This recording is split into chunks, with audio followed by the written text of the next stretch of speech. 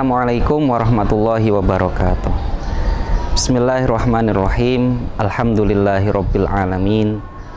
Wassalatu wassalamu ala sayyidina Muhammadin sayyidil anbiya wal mursalin wa ala alihi wa sahbihi ajmain. Amma ba'd. Pemirsa Great Spirit yang dirahmati oleh Allah Subhanahu wa taala, pada hari ini kita terus melakukan puasa di bulan suci Ramadan. Alhamdulillah kita diberikan kekuatan, kesehatan sehingga kita bisa melakukan puasa di bulan suci ini. Pemirsa Great Spirit yang berbahagia, ada satu hadis Rasulullah SAW di mana beliau bersabda, "Rubba min qa'imin hadduhu as-sahru wa rubba sha'imin hadduhu min siyamihi al-ju'u wal atashu."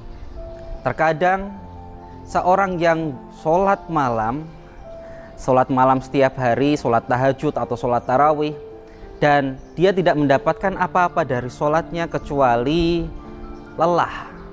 Dan terkadang seseorang senantiasa berpuasa, bukan hanya puasa Ramadan tetapi juga puasa-puasa sunnah, tetapi yang dia dapatkan hanyalah lapar dan dahaga. Kenapa hal ini bisa terjadi?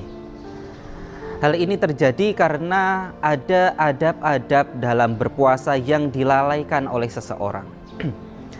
Dalam hadis yang lain Rasulullah bersabda bahwa sesungguhnya dalam berpuasa seorang hendaknya menjaga lisan dan anggota tubuhnya dari melakukan maksiat. Lisannya tidak berkata kotor, tidak menggunjing, tidak menuduh yang tidak benar, menyebarkan hoaks misalnya.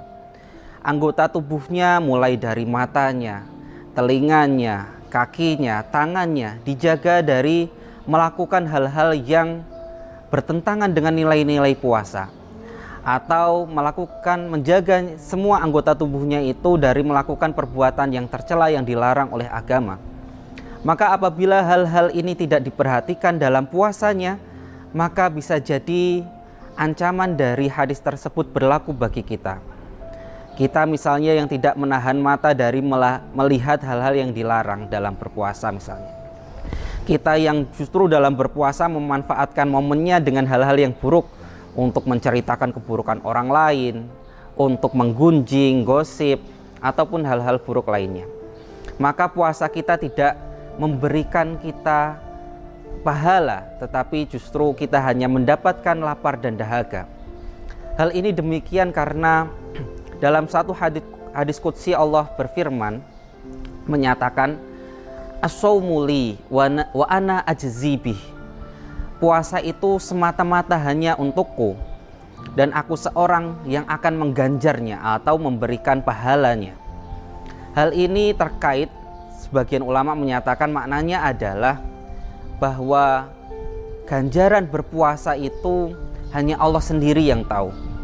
Itu terkait dengan keikhlasan seseorang, terkait dengan kesungguh-sungguhan seseorang dalam melaksanakan puasanya. Dan itu, ganjaran itu bisa dilipat gandakan sesuai dengan kehendak Allah, sesuai dengan tingkat keikhlasan seseorang. Beberapa ulama yang lain memaknainya berbeda, bahwa as-shaumu li, puasa itu untukku, artinya adalah puasa itu adalah proses untuk meneladaniku. Karena kalau ibadah ditujukan hanya untuk Allah, semua ibadah tentunya demikian. Semua orang yang sholat misalnya dalam niatnya adalah karena Allah Ta'ala, lillahi ta'ala. Zakat juga demikian, haji juga demikian. Tetapi kenapa khusus pada puasa ini disebutkan as-shaumu li, puasa itu hanya untukku? Karena puasa adalah proses meneladani diriku, Allah Subhanahu wa ta'ala. Dalam satu ayat yang sering kali dikutip atau sering kali kita baca dalam sholat misalnya, yaitu surat Al-Ikhlas, Qul huwallahu ahad, Allahus somad. Allahus somad maknanya secara bahasa bukan hanya yang kita pahami sejauh ini, bahwa dia adalah tempat kembalinya, berpangkunya, tempat kita mengembalikan semua urusan. Tetapi makna yang lain adalah secara bahasa as-somad artinya tidak berongga. Ketika maknanya itu tidak berongga, para ulama ahli tafsir menyebutkan bahwa artinya tidak ada yang masuk, tidak ada yang keluar. Puasa adalah proses di mana kita meneladani sifat dari as-somad Allah Subhanahu wa taala. Kita tidak memasukkan makanan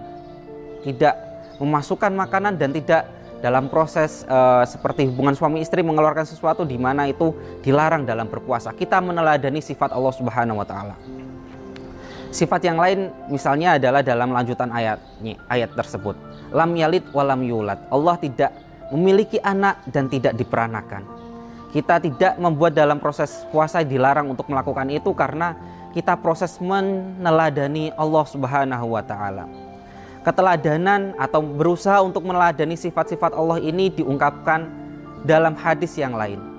Misalnya adalah dalam hadis bahwa ketika seseorang hamba mendekat diri kepada Allah dengan ibadah-ibadah yang sunnah, maka Allah akan menjadi pendengarannya dengan mana dia mendengar.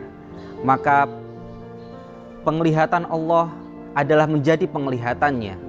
Dalam ayat suci Al-Quran, wa ma romaita idh romaita walakinnallaha roma. Ketika engkau melempar panah, ketika engkau memanah dalam peperangan karena Allah, engkau sesungguhnya bukanlah orang yang memanah itu, tetapi Allah lah yang memanah itu.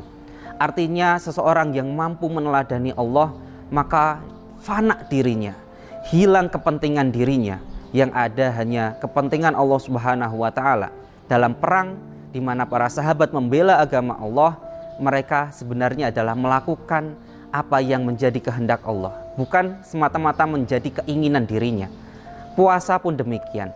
Kita berusaha untuk meneladani sifat-sifat Allah yang terangkum dalam Asmaul Husnanya dan memasukkannya ke dalam diri kita, sehingga kita bisa menjadi seseorang yang memiliki sifat Rahman dan Rahim misalnya.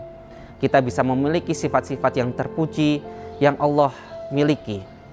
Dan 30 hari, kata ahli psikologi, adalah waktu yang cukup bagi kita untuk melakukan hal tersebut, untuk menjadikan hal itu tertanam dalam diri kita selama kita bersungguh-sungguh dalam berusaha melakukan puasa ini. Tentu saja hal itu diperkuat lagi apabila kita melakukan puasa-puasa sunnah setelahnya. Puasa Senin Kamis misalnya, puasa Ayyamul Bid'i setiap 3 hari di tanggal 13, 14, 15 setiap bulan Hijriyahnya misalnya.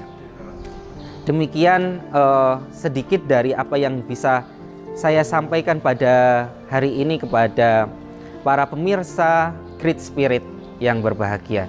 Semoga Allah menyempurnakan puasa kita sehingga kita dapat meneladani sifat-sifat Allah Subhanahu wa taala.